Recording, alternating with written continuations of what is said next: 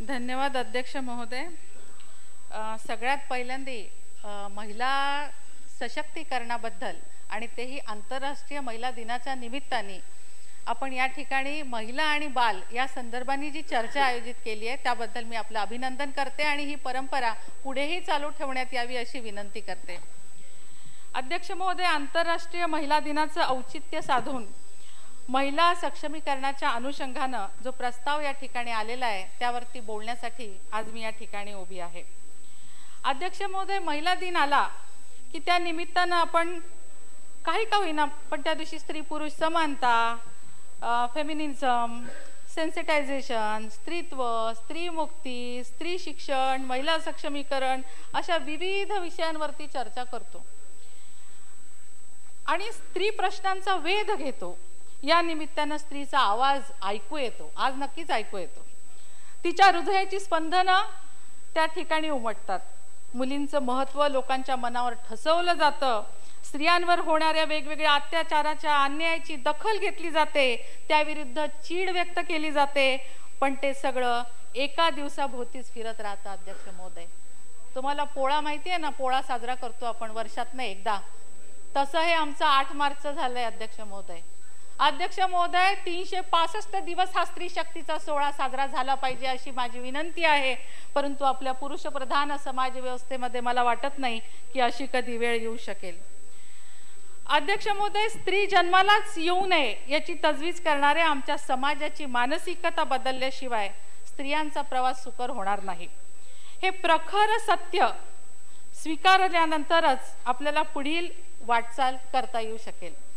आपल्या देशात महिलांच्या हक्कासाठी, कल्याणासाठी, संरक्षणासाठी अनेक कायदे निर्माण झाले। अध्यक्ष महोदय, स्त्री प्रतिबंधक कायदा आला, हुंडा विरोधी कायदा आला, बालविवाह प्रतिबंधक कायदा आला, गर्भधारणापूर्व आणि प्रसवपूर्व निदान तंत्र विनियमन दुरुपयोग प्रतिबंधक कायदा ज्याला आपण PCPNDT म्हणतो अध्यक्ष महोदय, हा कायदा आला। हा कायदा तर सगळ्या कायद्यांचा शिरपेच आहे, कारण इतर सर्व कायद्यांनी महिलांना सन्मान मिळतो, तिचा जो हक्क आहे तो मिळतो, परंतु हा जो कायदा आहे तो तिला जन्माला येण्याचा हक्क अबाधित राखणार आहे। अध्यक्ष महोदय, या कायद्याचा अभिमान वाटतो, पण मला लाज पण वाटते अध्यक्ष महोदय या कायद्याची, की असा कायदा आपल्या समाजात, आपल्या देशात करण्याची वेळ या ठिकाणी येते। अध्यक्ष महोदय, आश्चर्य म्हणजे हा कायदा 1994 साली केंद्राने केला, परंतु आपल्या राज्यामध्ये, ज्याला आपण पुरोगामी राज्य म्हणतो, त्या राज्यामध्ये 1988 साली आला। म्हणजे आपण केंद्राच्याही आधी या कायद्याला आपण या ठिकाणी अस्तित्वात आणलं। स्त्री भ्रूण हत्येची परंपरा आपल्याकडे फार पूर्वीपासून आहे। अध्यक्ष महोदय, गर्भलिंग चिकित्सा लोकप्रिय झाली ती याच मानसिकतेतनं। जर काही करून मुलगी जन्माला आलीच तर पूर्वीच्या काळामध्ये आपल्याला कदाचित माहीत असेल की ज्यावेळेस जन्म मृत्यूची नोंद या ठिकाणी होणं चालू झालं होतं त्यावेळेस ब्रिटिश काळामध्ये, त्यावेळेस अनेक गावांमधून 100 वर्षांपासून त्या ठिकाणी मुलीच्या जन्माची नोंदच झालेली दिसली नाही। आणि तेव्हा ब्रिटिश सरकारच्या ते लक्षात आलं की या ठिकाणी काहीतरी घोळ होतोय, आणि मग लक्षात आलं की जर मुलगी झाली तर काही आवाज न करता गरम पाण्यामध्ये तिला बुडवणं, किंवा तिच्या नाकामध्ये भाताची तुसं टाकणं, किंवा मग नहालो धुलो असं ते गाणं म्हणून त्या ठिकाणी तिचा जो काही सागर संगीत सोहळा करायचा आणि मुलीला नष्ट करायचं। हे आपल्या देशामध्ये सगळ्या जातीमध्ये, सगळ्या धर्मामध्ये आमच्या समाजाला मुली नको आहेत, मुली नको आहेत हेच आपल्याला प्रत्येक वेळेस दिसून येतं, आणि आज सुद्धा हीच परिस्थिती आपल्याला दिसून येते। अध्यक्ष महोदय, स्त्रियांच्या घसरतीप्रमाणे हे आपल्याला आपल्या समाजामध्ये तीव्र भेदभाव असल्याचं हे निदर्शक आहे। हा भेदभाव आहे म्हणूनच मुली नको आहेत। अध्यक्ष महोदय, मुलींची संख्या मुलांच्या तुलनेमध्ये अतिशय कमी होत चालली आहे, आणि मला असं वाटतं हा अतिशय गंभीर विषय आहे। या संदर्भाने आपल्याला विशेष काळजी घेणं गरजेचं आहे। गर्भात स्त्री सुरक्षित नाही, गर्भात स्त्री सुरक्षित नाही, आणि अध्यक्ष महोदय आता ती बाहेरही सुरक्षित नाहीये, बाहेरही सुरक्षित नाहीये। तिच्या संरक्षणासाठी, तिच्या हक्कासाठी आपण अनेक कायदे आणले, अनेक कायद्यामध्ये बदल केले। पोक्सो आणला, रेपची डेफिनेशन आपण वाईडर केली, आपण ऍसिड ऍक्टला खूप गंभीर सेक्शन बनवलं, कामाच्या ठिकाणी होणारा लैंगिक छळ होऊ नये म्हणून कायदा आणला, तरीही महिलांवरचे अत्याचार थांबले नाहीत, उलट वाढतच चाललेले आहेत। अध्यक्ष महोदय, गेल्या 3-4 महिन्यांपासून घडलेल्या घटनांनी तर महाराष्ट्र हादरून गेला। समोर गृहमंत्री बसलेले आहेत। अध्यक्ष महोदय, माझ्या हातामध्ये ही लिस्ट आहे. अगदी वर्धा जिल्ह्यातल्या हिंगणघाटमध्ये एकतर्फी प्रेमातनं नगराळे तरुणानं गर्दीच्या ठिकाणी प्राध्यापक तरुणीला, त्या अंकिताला 3 फेब्रुवारी 2020 रोजी पेट्रोल ओतून जिवंत जाळलं, ज्याचा उल्लेख सुद्धा आजच्या आपल्या प्रस्तावामध्ये आहे. औरंगाबाद जिल्ह्यामध्ये सिल्लोड तालुक्यामध्ये 50 वर्षीय महिलेला त्याच गावातील बिअर बार चालकानं 4 फेब्रुवारी रोजी रात्री घरात घुसून महिलेच्या अंगावर रॉकेल ओतून तिला पेटवून दिलं आणि त्यात तिचा मृत्यू झाला. अध्यक्ष महोदय, दिनांक 31 जानेवारी 2020च्या सुमारास मीरा रोड येथे बलात्काराचा गुन्हा मागे घेण्यास नकार देणाऱ्या पीडितेच्या अंगावर ज्वलनशील द्रव्य टाकून तिला जाळण्याचा प्रयत्न केला. अध्यक्ष महोदय, पनवेल येथील महिलेला जाळण्यात आलं, त्यात सदर महिलेचा मृत्यू झाला. कुर्ला, टिळक नगर, मुंबई येथेही 4 जणांनी एकता 31 वर्षीय तरुणीवर सामूहिक बलात्कार केला. अध्यक्ष महोदय, ही लिस्ट खूप मोठी आहे. परंतु या ठिकाणी आजचा लोकमत मी तुम्हाला दाखवते. अध्यक्ष महोदय, हा लोकमत, हा पेपर बघा. आज आपण शेतकरी महिलेचा सुद्धा या ठिकाणी उल्लेख केलेला आहे. अध्यक्ष महोदय, एका शेतकरी महिलेकडे एका बँक प्रतिनिधीनं कुठलं आहे हे, यवतमाळ घांजीचं आहे, हा तुमच्या मतदारसंघातला, आणि शरीर सुखाची मागणी केली. अध्यक्ष महोदय, आजचा पेपर आहे लोकमत.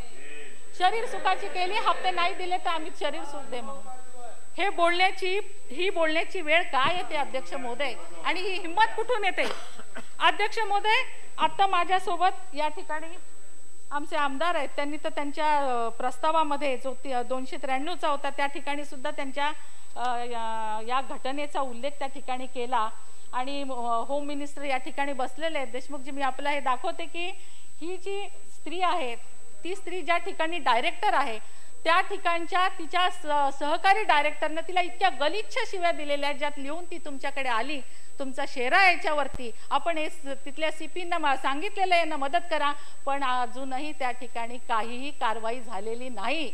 आणि त्याच्यामुळे आज त्यांनी माझ्याकडे आणून दिला की अध्यक्ष महोदय, की आपण हे सभागृहात मांडा, कारण आज महिलांवरती बोलण्याचा तुम्हाला संधी मिळणार आहे. त्यांना सुद्धा कळालं. अध्यक्ष महोदय, या घटना जशा वाढत चाललेल्या आहेत तशा अंगावर काटे येतात. अध्यक्ष महोदय, भले आम्ही लोकप्रतिनिधी आहोत, महिला लोकप्रतिनिधी आहोत, परंतु जेव्हा समाजामध्ये फिरत असतो त्यावेळेला अंगावर काटे येतात. अशा घटना बघताना अनेकदा पोलीस तर त्या ठिकाणी FIR नोंदवत नाही. घटना घडल्यानंतर कुणीतरी फोन केला तर त्या ठिकाणी FIRची नोंद होते, आणि बलात्कार वगैरे झाला तर तिची जी काही तपासणी होते बोलतानाची, तर दुसऱ्यांदा बलात्कार झाल्यासारखं तिला वाटायला लागतं. त्यामुळे त्या पोलीस स्टेशनमध्ये सुद्धा सुधारणा होणं अत्यंत गरजेचं आहे. अध्यक्ष महोदय, हा काही राजकारण करण्याचा विषय नाहीये, पण आता हे राज्य ज्याला आपण पुरोगामी म्हणत होतो ते आता सुरक्षित राहिलेलं नाही. अध्यक्ष महोदय, दुर्दैवाने ही गोष्ट अशी आहे की गेल्या 3 महिन्यांपासून जे काही अनुभव येत आहेत ते पाहता हे राज्य सुरक्षित राहिलेलं नाहीये. अध्यक्ष महोदय, काल आमच्या गृहमंत्र्यांनी आम्हा सगळ्या आमदारांना बोलवलं होतं, महिला आमदारांना, आणि अतिशय चांगली मीटिंग त्यांनी त्या ठिकाणी घेतली. आणि त्यांनी सांगितलं की आंध्र प्रदेशमधला जो दिशा कायदा आहे त्या संदर्भामध्ये त्यांनी आम्हाला माहिती दिली, आमच्या सूचना जाणून घेतल्या. आणि मंत्री महोदय, मी तुमची आभारी आहे की आपण अशा पद्धतीचं आम्हाला सगळ्यांना सामावून घेतलं, आणि त्या ठिकाणी एक चांगली गोष्ट तुम्ही करता आहात, नवीन कायदा आणतायत एवढे सगळे घटना घडलेल्या बघून. परंतु खरं सांगू का तुम्हाला, आपल्याकडे एवढे चांगले कायदे आहेत ना, ऑलरेडी आहेत आपल्याकडे एवढे चांगले कायदे. आता निर्भया हत्याकांडानंतर वर्मा कमिटीनं अतिशय सखोल अभ्यास करून कायदे केले, अतिशय सखोल. कारण की त्याचा जर तुम्ही एक कलम जरी वाचलत ना, तर तुमच्या लक्षात येतं की त्यांनी किती अभ्यास केला असेल. खरं तर या कायद्यांच्या कठोर अंमलबजावणीची गरज आहे. आपल्याकडे भरपूर आणि अतिशय चांगले कायदे आहेत, त्याची अंमलबजावणी जर आपण व्यवस्थित करू शकलात ना, तर मला वाटत नाही की आपल्याला आंध्र प्रदेशच्या दिशेकडे जायची वेळ येईल. अध्यक्ष महोदय, आपण करणार असाल तर आमचं काही ना नाहीये, आम्ही त्याचं स्वागतच करू. महिलांच्या दृष्टीने ही अतिशय चांगली गोष्ट आहे, परंतु राबवण्याच्या दृष्टीने इच्छाशक्ती असणं ही खूप गरजेची गोष्ट आहे. अध्यक्ष महोदय, जगातल्या अनेक देशांमध्ये महिला अत्याचारासंदर्भात तसंच बलात्कारासंदर्भात वेगवेगळ्या शिक्षा आहेत. सौदी सारख्या देशामध्ये तर बलात्कारी व्यक्तीला भर चौकात तिचा शिरच्छेद केला जातो, तिचं लिंग कापून टाकलं जातं. अध्यक्ष महोदय, आमच्या इथं अशी हिंमत नाहीये. आज निर्भयाचं एवढं प्रकरण झालं, न्यायालयाने शिक्षा ठोठवली, पण अजून सुद्धा त्यांना फाशीची शिक्षा दिली गेली नाहीये. अध्यक्ष महोदय, निर्भयाचा तर विषय आहेच. वाईट वाटतं ह्या सगळ्या गोष्टी बघितल्यानंतर, ह्या बोलायलाही नको वाटतात. खरं तर मला कवयित्री पद्मा गोळेंची कविता आठवते अध्यक्ष महोदय. नाही मी केवळ मादी, नाही मी केवळ मादी, आहे मी माणूस आधी. अध्यक्ष महोदय, आम्हाला माणूस म्हणून कधी स्वीकारणार आहे हा समाज? खरंच कळत नाही आम्हाला. या आमच्या सगळ्या महिलांवरती जे अत्याचार होत आहेत, 7च्या आत घरात जे पूर्वीचं होतं ते आता परत चालू होतंय की काय अशी भीती वाटते. या सगळ्या गोष्टींकडे संवेदनशील पद्धतीनं बघण्याची खूप गरज आहे अध्यक्ष महोदय. अध्यक्ष महोदय, काल दिशाचा जो कायदा गृहमंत्री महोदयांनी आम्हाला दाखवला त्या संदर्भामध्ये आपल्याला बोलले होते देशमुखजी मी की या संदर्भात ज्या काही सूचना असतील त्या मी उद्या तुम्हाला भाषणामध्ये सांगेन म्हणून मी त्या घेऊन आले होते. दिशाचा कायदा त्या ठिकाणी जो केलेला आहे, जो आमच्या दृष्टीस पडला आणि त्या वेबसाईटवर पण मी जाऊन बघितलं अध्यक्ष महोदय, तर तो कायदा अजून पास झालेला नाहीये. राष्ट्रपतींची सही अजून त्याच्यावरती व्हायची आहे. परंतु त्यांचं बिल बघितलं आणि गृहमंत्र्यांनी हा कायदा जो झालेला नाहीये परंतु अतिशय चांगल्या पद्धतीने पोलीस अधिकाऱ्यांसोबत आम्हाला समजावून सांगितलं. अध्यक्ष महोदय, स्त्री व किशोरवयीन वर्गावर अत्याचार करणाऱ्या गुन्हेगारांची राज्यस्तर तसेच राष्ट्रीय स्तरावर नोंदणी ठेवणं आणि सदर अभिलेख हा आम जनतेस बघण्यासाठी खुला ठेवणं, याकरिता स्वतंत्र वेबसाईट ठेवणं, या अभिलेखात सदर गुन्हेगाराची सखोल माहिती जसे की केलेल्या गुन्ह्याचे स्वरूप, क्षेत्र, पोलीस स्टेशन, कोर्ट केस, सद्यस्थिती इत्यादी माहिती असेल. माझी सूचना अशी आहे अध्यक्ष महोदय की विवाह जुळवणाऱ्या संस्थांना त्यांच्याकडे नोंदणी करणाऱ्या उमेदवाराकडून त्याच्यावर कोणताही लैंगिक छळाचा गुन्हा नसल्याचं अथवा एखादा गुन्हा असल्यास त्याची माहिती देण्याचं हमीपत्र घेणं बंधनकारक केलं पाहिजे. विवाह जुळवणाऱ्या जेवढ्या संस्था आहेत त्यांची सरकार दरबारी तसंच पोलिसांकडे नोंदणी करणं अनिवार्य करावं. या संदर्भातली दुसरी सूचना आहे की केंद्र सरकारने लैंगिक गुन्ह्यातील गुन्हेगारांची माहिती म्हणजेच डाटाबेस तयार केला आहे.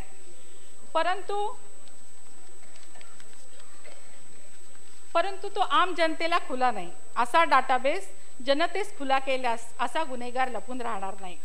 अध्यक्ष महोदय, निर्भया कायद्यातील खटला 4 महिन्यात संपवायच्या तरतुदी ऐवजी 21 दिवस कालावधी दिशा कायद्यात सुचवलाय. परंतु ह्या कालावधीत चार्जशीट दाखल होऊन खटला चालणं मुश्किल आहे अध्यक्ष महोदय. याचा दुष्परिणाम असा होऊ शकतो की केवळ सबळ पुराव्याअभावी आरोपी निर्दोष सुटू शकतो. केवळ कालावधी कमी करून चालणार नाही. त्यासाठी स्वतंत्र न्याय यंत्रणा, ज्यात शक्यतो स्त्री न्यायाधीश, स्त्री कर्मचारी, महिला सरकारी वकील, ज्या योगे पीडिता ही धीरानं आणि आत्मविश्वासानं आपली कथा सांगू शकेल, आपबीती सांगू शकेल. खटल्यातली साक्षी पुरावा, जबान्या यांना अनन्यसाधारण महत्त्व आहे.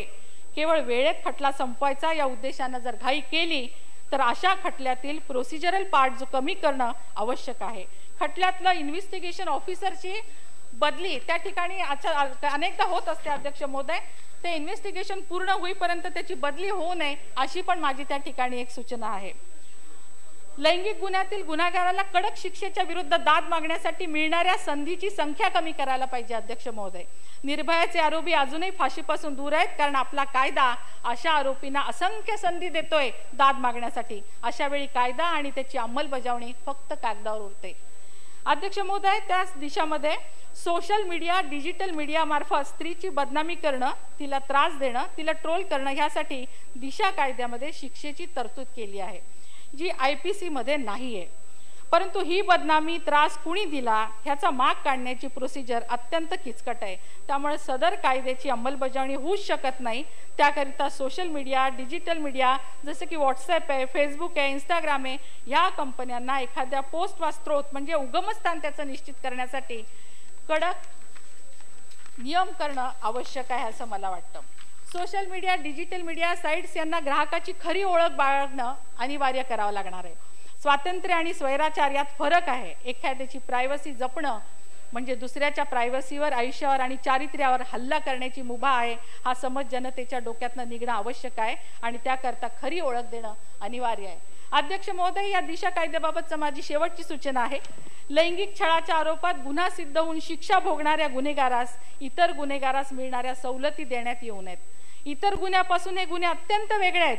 अशा सवलती असे की जसे पेरोल आहे, सदवर्तणुकीच्या हमीवर कमी शिक्षा आहे, असं अजिबात देऊ नये. ह्या सवलती बंद झाल्या तर गुन्हेगारांना आणि जनतेत जरब बसेल आणि पीडितेचा आत्मविश्वास वाढेल.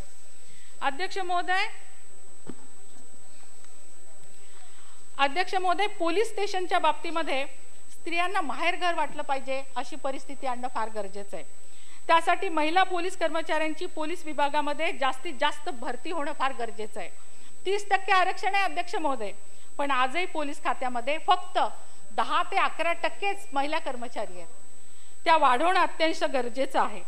आपण मीरा बोरवणकरांचं आयुष्याची पाने नावाचं पुस्तक जर चाललं असेल तर त्या पुस्तकामध्ये त्यांनी लिहिलंय की मी जेव्हा IPS म्हणून सिलेक्ट झाले त्यावेळेला मला माझ्या पुरुष कलीग जे पोलीस होते त्यांनी मला सांगितलं की तुम्हाला केस छोटे करायला लागतील. त्यांचे मोठे केस होते. त्यावेळेस त्यांनी सांगितलं की एखादा चांगला पोलीस अधिकारी होण्यासाठी मला केस कापायची गरज नाहीये किंवा त्याच्यासारखं व्हायची गरज नाहीये. त्यामुळं जे आहे ते ॲक्सेप्ट करून नॅचरल स्थितीमध्ये महिलांना त्या ठिकाणी तुम्ही ट्रीट केलं पाहिजे आणि जेंडर सेन्सेशनचं जे ट्रेनिंग आहे ते पोलिसांना वारंवार देणं फार गरजेचं आहे. अध्यक्ष महोदय हा विषय या ठिकाणी खूप मोठा आहे, व्यापक आहे. आजचा प्रस्तावही खूप व्यापक आहे. एकेका विषयावरती एक तास भाषण होईल अशा पद्धतीचे त्या ठिकाणी शब्द आलेले आहेत. जसं स्त्री पुरुष समानता आहे किंवा लिंगभेद आहे, अनेक गोष्टी आहेत त्याच्यामध्ये. पण आपण जेव्हापासून स्त्री सक्षमीकरणाबद्दल बोलतो आहोत त्यावेळेस आतापर्यंत आपण 2 महिला धोरणं आणली. त्याच्यानंतर आपण त्या ठिकाणी आपण 73वी घटना दुरुस्ती करून स्थानिक स्वराज्य संस्थांमध्ये 50% आरक्षण आणलं अध्यक्ष महोदय. नंतर आपण शासकीय आणि निमशासकीय नोकऱ्यांमध्ये 30% आरक्षण आणलं अध्यक्ष महोदय. नंतर सर्वोच्च न्यायालयाच्या निर्देशानुसार विशाखा समित्या आपण त्या ठिकाणी आणल्या, गठीत केल्या. महिलांच्या कल्याणकारी योजना राबवण्यासाठी महापालिकेच्या बजेटमध्ये 5% आणि जिल्हा परिषदेच्या बजेटमध्ये 10% निधी आपण त्या ठिकाणी ठेवायला लागलो अध्यक्ष महोदय. सगळ्या कार्यालयांमध्ये शाळांमध्ये महिलांसाठी स्वच्छतागृह, महिला कक्ष असावा म्हणून निर्णय घेतला अध्यक्ष महोदय. अतिशय चांगले निर्णय आहेत, मोठी लिस्ट होईल. पण हे निर्णय घेतल्यानंतर या निर्णयाची अंमलबजावणी केल्यानंतर त्या ठिकाणी काय सुधारणा करण्याची गरज आहे, महिलांना त्या ठिकाणी कुठली सुधारणा हवी आहे, कुठल्या त्रुटी आहेत याचे सुद्धा आपण आढावा घेणं गरजेचं आहे. पण अध्यक्ष महोदय ते होत नाही. याचं कारण मी तुम्हाला सांगते की आपण 30% आरक्षण जे महिलांना नोकऱ्यांमध्ये दिलेलं आहे शासनामध्ये आणि निमशासनामध्ये, त्या ठिकाणी तुम्हाला एक उदाहरण देते मी. कारागृहामध्ये महिला पोलीस अधिकारी असतात.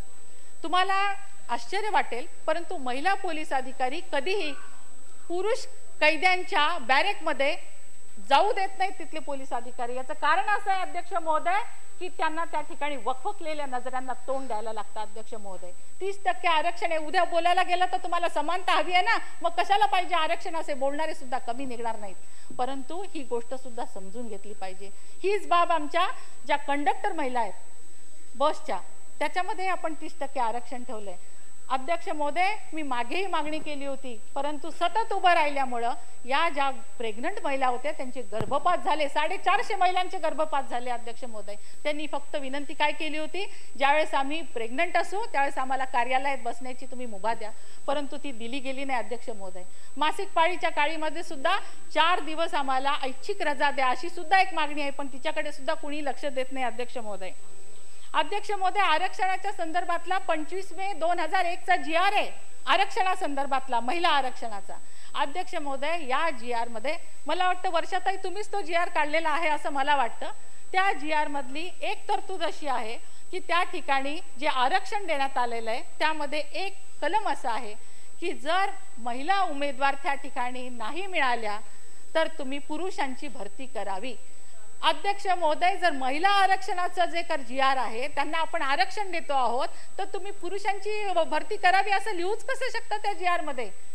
तातडीने ते ओढण्यात यावं, असं करण्यात यावं अध्यक्ष महोदय. माझी मागणी आहे की या GR मध्ये सुधारणा व्हावी, नाही तर महिला आरक्षणाचा जो आपण केलेला हे आहे महत्वाची गोष्ट केली त्याला हरताळ फासल्या जाईल अध्यक्ष महोदय. अध्यक्ष महोदय महिला सक्षमीकरण, महिला आरोग्य या संदर्भामध्ये मी आमच्या माजी मुख्यमंत्रींनी आजचे विरोधी पक्ष नेते देवेंद्र फडणवीसजी आणि मुनगंटीवारजी जे वित्तमंत्री होते त्यांचं अभिनंदन करीन आणि आभार मानेन. याचं कारण असं अध्यक्ष महोदय की महिलांमध्ये काम करत असताना ज्या गोष्टी लागतात, ज्या महिला लोकप्रतिनिधी म्हणून आम्हाला प्रायोरिटी वाटतात, अशा गोष्टी आम्ही जेव्हा सभागृहात मांडतो तेव्हा आमचे सहकारी आम्हाला सहकार्य करतातच असं नाही, परंतु यांनी आम्हाला केलं होतं. अध्यक्ष महोदय, या सभागृहात मी मागणी केली होती की आमच्या लोकप्रतिनिधींच्या फंडातनं आम्हाला सॅनिटरी वेंडिंग मशीन आणि डिस्पोजेबल मशीन आमच्या कार्यालयांमध्ये म्हणा, जिथं महिलांचा जास्त वावर आहे, जिथं शाळा आहेत, अशा ठिकाणी बसवण्याची आपण मुभा द्यावी अशी मागणी केली होती. अध्यक्ष महोदय, दोघांनाही सकारात्मक घेतलं आणि ही मुभा आम्हाला दिली आणि महत्त्वाचं काम त्यांनी केलं. अध्यक्ष महोदय, आज देशातल्या 85% महिलांना सॅनिटरी पॅड मिळत नाहीत. अध्यक्ष महोदय, एक तर अवेअरनेस नाही किंवा त्या अफोर्ड करू शकत नाहीत आणि म्हणून सर्व्हिकल कॅन्सर सारख्या अनेक गोष्टी इन्फेक्शन्समुळे होत राहतात. या गोष्टीला आपण दुय्यमता घेऊन चालणार नाही आणि माझी मागणी आहे त्या संदर्भाने की शाळांमधून सुद्धा आज शाळांमध्ये 23% मुली या ड्रॉपआउट होतात. ड्रॉपआउट का होतात? तर त्या ठिकाणी महिलांसाठी स्वच्छता, मुलींसाठी स्वच्छतागृह नसतं आणि मासिक पाळीचा त्रास होतो. आज आपण कुठलीही रजा मागताना त्या ठिकाणी कुणी आईवडील लिहून देत नाहीत की मुलीला मासिक पाळीचा त्रास होतोय तर तुम्ही हिला सर्टिफिकेट देतील की हिला त्रास होतोय. आम्हाला लाज वाटते अध्यक्ष महोदय, पण ही लाज सोडली पाहिजे कारण हे नॅचरल आहे आणि ही मुभा सुद्धा आपण या ठिकाणी दिली पाहिजे. अध्यक्ष महोदय, 2018 साली अध्यक्ष महोदय महिला व बाल हक्क व कल्याण समितीचं अध्यक्ष म्हणून मी काम करत होते. अध्यक्ष महोदय, मी या ठिकाणी आमचे नाना आहेत बसलेले, त्यांचं अध्यक्ष महोदय आज महिलांचा दिवस आहे. तुम्ही महिलांवर आज महिलांचा दिवस असताना त्यांच्यावर अन्याय अजिबात करू नका. मी फार बोलणार नाहीये. अध्यक्ष महोदय, 2018 साली महिला व बाल हक्क व कल्याण समितीचे अध्यक्ष असताना मी विनंती केली होती आणि मागणी केली होती आमच्या समितीने आमच्या नानांकडे, जे त्यावेळेला अध्यक्ष होते, आपल्या जागेवर बसत होते, आणि रामराजे निंबाळकरजी जे की सभापती आहेत विधान परिषदेचे, की ह्या समितीमध्ये फक्त महिलांचा विषय आलेला आहे आणि बालकांचा विषय नाहीये. आणि मला त्यावेळेस अतिशय वाईट वाटलं, आमच्या समितीतल्या सदस्यांनाही वाईट वाटलं की बालकांचे एवढे सगळे अत्याचार आज वाढले आहेत, त्यांना संरक्षण देण्याची गरज आहे, त्यामुळे बाल हा शब्द त्या ठिकाणी इन्क्लूड करणं गरजेचं आहे. आणि त्या दोघांनी आणि आमच्या माजी मुख्यमंत्री महोदयांनी ती अनुकूलता दाखवली आणि म्हणून आज विधिमंडळाच्या या महिला व बाल हा शब्द त्या ठिकाणी आली, त्याची व्यापकता वाढली आणि ती समिती गठीत झाली. याबद्दल मी आज सभागृहातनं त्यांचे सुद्धा अभिनंदन करते. अध्यक्ष महोदय, 73व्या घटना दुरुस्तीमुळे महिलांना स्थानिक स्वराज्य संस्थांमध्ये 50% आरक्षण मिळालं. 50% आरक्षण मिळालं अध्यक्ष महोदय. पण तुम्हाला माहिती आहे की पुरुषी मानसिकता काय असते. अध्यक्ष महोदय, आजही सर्व क्षेत्रात निर्णयाच्या दोऱ्या पुरुषांच्याच हातात असतात. अध्यक्ष महोदय, पुरुषांच्याच हातात असतात. स्त्रिया सर्व क्षेत्रात काम करणारे आहेत की ठरवणारे आहेत, हाही कळीचा मुद्दा आहे. अध्यक्ष महोदय, आरक्षण दिल्याने प्रश्न सुटत नाही. आज काय होतं, आपल्याला इतिहासात जर जायचं असेल तर ज्यावेळेस हे आरक्षण दिल्या गेलं त्यावेळेस 2/3 बहुमताने अविश्वास ठराव आणला जायचा. संगीत खुर्चीचा खेळ चालायचा. त्यावेळेस आमचे आर पाटील साहेब होते, त्यांनी त्या ठिकाणी अतिशय लक्षपूर्वक देऊन तो 2/3 ऐवजी 3/4 बहुमताने अविश्वासाचा ठराव होईल असं त्यांनी निर्णय घेतला आणि त्यावेळेला हा संगीत खुर्चीचा खेळ थांबला. अध्यक्ष महोदय, एवढंच नाही तर ज्या सरपंच महिला होत्या त्यांना आमचे अधिकारी, आमचे इथले कार्यकर्ते हे कधीही तिला झेंडावंदन करू देत नव्हते. आरक्षण येऊन सुद्धा तो झेंडावंदन करण्याचा अधिकार सुद्धा त्या ठिकाणी निर्णय झाला, म्हणून घ्यावा लागला. या तर फार छोट्या गोष्टी आहेत, पण आम्हाला जसा जसा काळ जाईल तसा तसा आपण या ठिकाणी बदल होत जातील, परंतु त्यासाठी पुरुषांचं सहकार्य आवश्यक आहे. आज महिला दिनाचा आपण जेव्हा विचार करायला लागतो तेव्हा लगेच विधानसभेमध्ये किती आमदार आहेत, कुठल्या पक्षाच्या किती आहेत आपण बघायला जातो, पार्लमेंटमध्ये किती खासदार ते बघायला जातो, त्याच वेळेला आपण मोजणी करतो. त्यावेळेला सुद्धा लक्षात येतं की कुठल्याही राजकीय पक्षाची काय भूमिका असते महिलांबद्दल, किती महिलांना ते तिकीट देतात, किती महिलांना ते मदत करतात.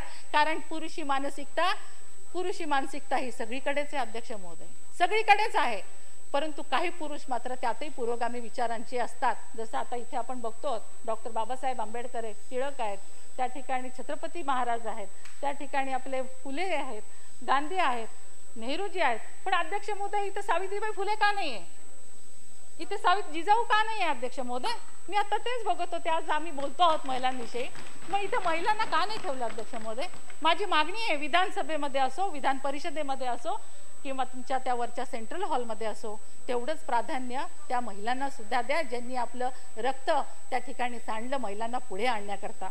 अध्यक्ष महोदय, शेवट करते, फार बोलत नाही, परंतु हे जे नातं आहे पुरुष आणि स्त्रियांचं, याला मी रथाचं चाक म्हणणार नाही अध्यक्ष महोदय, रथाचं चाक म्हणणार नाही, कारण दोन्ही सोबत नाही चालत अध्यक्ष महोदय. कुठेही, घरी असो, राजकारणात असो, अर्थकारणात असो, सगळीकडे अध्यक्ष महोदय. मी त्याला सायकलची उपमा देईन अध्यक्ष महोदय. पुढचं चाक त्याचं, मागचं चाक तिचं अध्यक्ष महोदय. मागच्या चाकावर लगेज, मागच्या चाकावर लॉक, मागच्याच चाकाला, आणि ब्रेक सुद्धा मागच्याच चाकाला अध्यक्ष महोदय. मागच्याच चाकाला, सगळं काही मागच्या चाकाला अध्यक्ष महोदय. आम्हाला रथाची 2 चाकं व्हायचंय, सायकलचं चाक राहायचं नाहीये आम्हाला. आणि त्याच्यामुळे आमची माझी मागणी आहे की आमच्या इथले जेवढे पण आमचे पुरुष सगळे सदस्य या ठिकाणी आहेत त्यांच्याकडनं सुद्धा माझी मागणी आहे की तुम्ही आम्हाला साथ द्या, तुम्ही आम्हाला साथ द्या. आम्ही तर तुमच्या पाठीशी असतोच, परंतु आम्हाला या ठिकाणी साथीची गरज आहे, कारण आम्ही मिळून काम केलं तर आपण खूप काही करू शकतो समाजात, त्याचाही मला विश्वास आहे. मी एवढीच विनंती करीन आमच्या इथं बसलेल्या सगळ्या पुरुष सदस्यांना की महिलांविषयीचा प्रस्ताव आहे म्हणून महिलांनीच बोलावं, कृपा करून असं करू नका. आम्हाला ऐकायचंय की तुम्ही आमच्याबद्दल काय विचार करता, तुम्हाला स्त्रियांबद्दल किती आस्था आहे, तुम्ही काही करू इच्छिता की नाही महिलांसाठी. या प्रस्तावामध्ये ज्या काही गोष्टी आल्या त्याच्याबद्दल करू शकता की नाही. यशोमती हसते, पण यशोमतीजी हे होणं गरजेचं आहे. तुम्ही स्त्री आहात, आम्ही स्त्री आहोत, आपण आपल्याला एकमेकींना आपली दुःख सांगतो, आपण एकमेकींना सांगत नाही बसायचंय. यांना सुद्धा आपल्याविषयी काय वाटतं हे ऐकून घेणं गरजेचं आहे. धन्यवाद अध्यक्ष महोदय.